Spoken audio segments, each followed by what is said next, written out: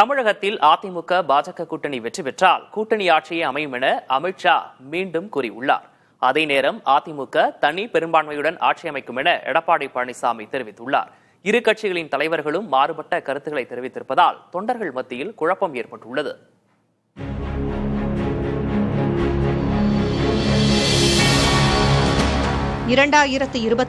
ஆண்டு சட்டப்பேரவை தேர்தலில் அதிமுகவும் பாஜகவும் கூட்டணி அமைத்து களம் காண்கின்றன.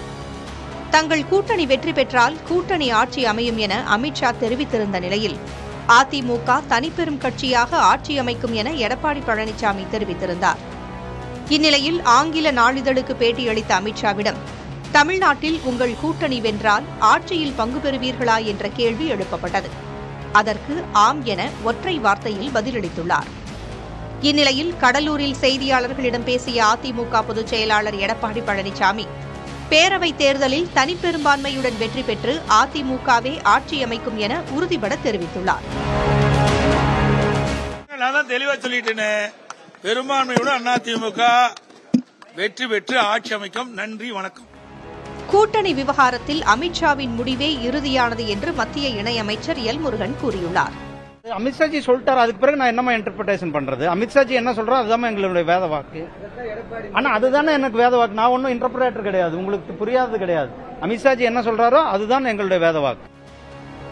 அமித்ஷாவின் கருத்து அதிமுக பாஜக இடையிலான உறவில் சிக்கலை ஏற்படுத்தும் நிலையில் உள்ளதாக பத்திரிகையாளர் சாமிநாதன் தெரிவித்துள்ளார். தமிழ்நாட்டில் 12 முதல் 14% வரை சிறுபான்மையினர் ஓட்டு வங்கி இருக்கு.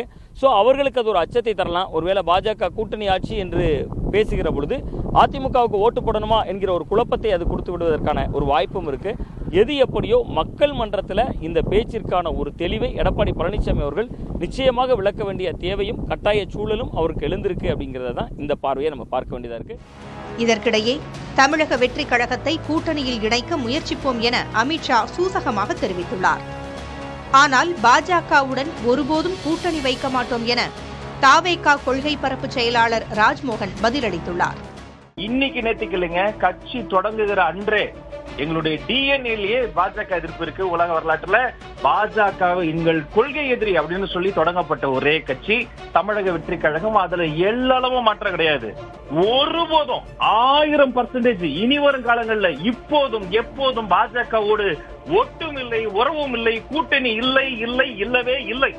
இந்நிலையில் தவேகா, பாமக உள்ளிட்ட கட்சிகளை தேசிய ஜனநாயக கூட்டணியில் இணைக்கும் பாஜகவின் முயற்சி வெல்லுமா அல்லது தமிழ்நாட்டில் பலமுனை போட்டி ஏற்படுமா என்ற எதிர்பார்ப்பு எழுந்துள்ளது.